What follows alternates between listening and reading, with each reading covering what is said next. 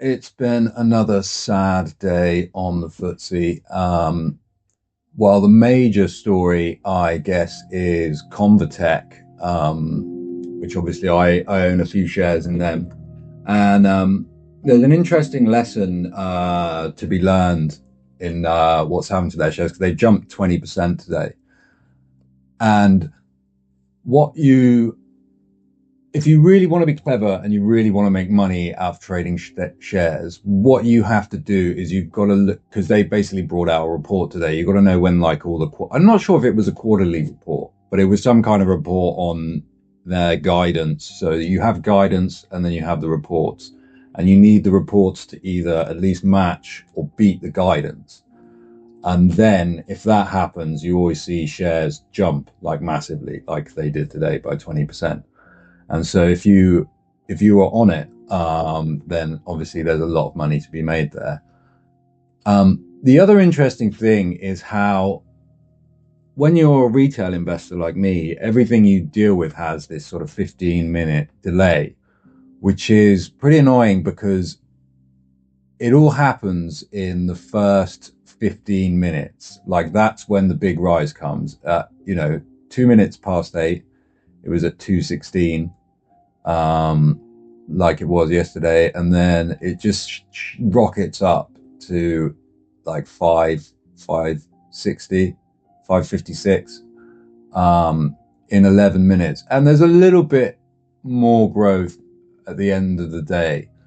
But yeah, if you're not there, you have to buy like on the open market. You kind of got to know it in advance, or you kind of just got to hope for the best, because by the time they've released the report and you'd read through it, it's too late.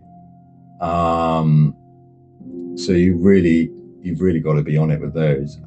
So yeah, despite the fact that my Convatec shares went up 20% today, it hasn't stopped me losing again in markets. I'm down 7.21% now. Yeah. Oh, the other interesting story is obviously that Vodafone have now cut their dividends. I guess this was always on the cards. I didn't expect it to happen so quickly. But the thing is with Vodafone is, while they're a big company, they do make profit and they make a bit. There is a lot of Vodafone shares, so that dividend payment, I guess they figured they just couldn't hold it anymore, and they dropped like 5 or 6% today, which is a bit of a bummer. But sometimes you might see them claw that back. You might, because now there's a much, what can I say? It's a more secure company because they don't have to, they've just cut that massive dividend payment that they have to make in half. So hopefully there is still a positive future for Vodafone. I'm not going to sell quite yet, but that was a bit of a blow. I can't say otherwise. So yeah, what else? BP is continuing to crater. For a while, BP had this CEO called Looney, who was just a fucking disaster.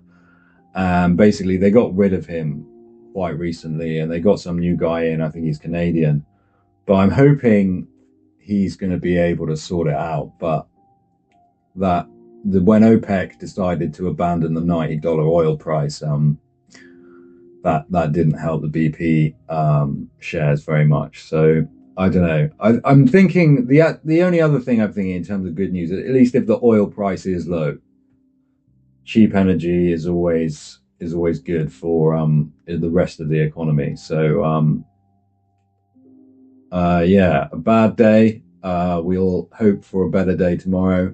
I might not put anything up. Like, I didn't expect to do something today, but I thought there was a couple of big things that happened today that I thought I might show and try and help explain some stuff. But yeah, let's hope for a better day tomorrow.